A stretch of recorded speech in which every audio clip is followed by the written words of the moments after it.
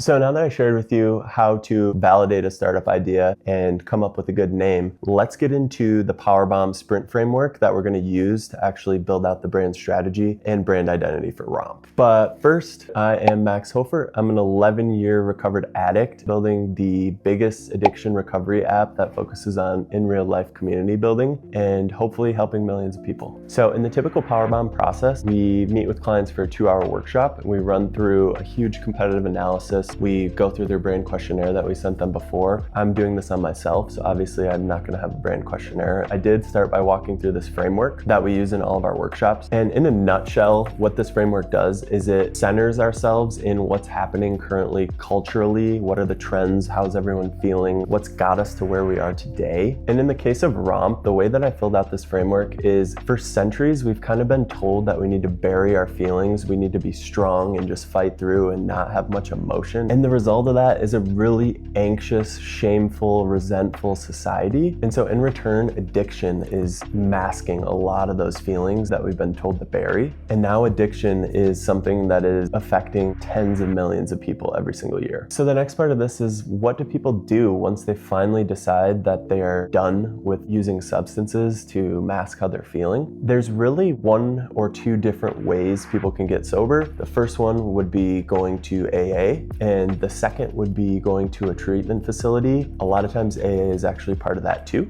And this is nothing against AA whatsoever, but a lot of people just don't quite resonate with that setting. There's a large segment, millions of people that are left without a support network or a framework to actually make these changes and make them last long term. They feel isolated and unsupported, which is a recipe for relapse. I want to solve this problem for people that are feeling a lot like I felt when I was trying to beat addiction. And ultimately, I got sober by channeling all of my addictive energy into something positive. And for me, that was a very intense activity that I've been doing for 30 years of my life, which is skateboarding. And so I wanted to create a community environment that's fun and lighthearted and gives people the vessel they need to change their lives and put that addictive energy into something that helps them. There's no force function with this by design, because I personally do not believe you can force someone to get sober. They have to be done and they have to want fucking better. Now that you have a better idea of why I think I'm uniquely fit to solve this problem,